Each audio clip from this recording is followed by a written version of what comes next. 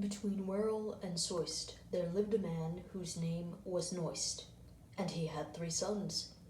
One was blind, the other lame, and the third stark naked. Once, on a time, they went into a field, and there they saw a hare. The blind one shot it, the lame one caught it, and the naked one put it in his pocket. Then they came to a mighty big lake, on which there were 3 boats.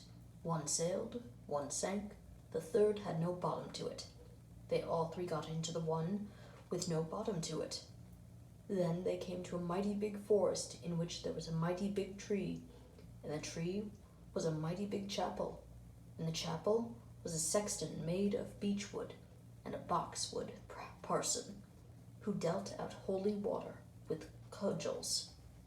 How truly happy is that one who can from holy water run.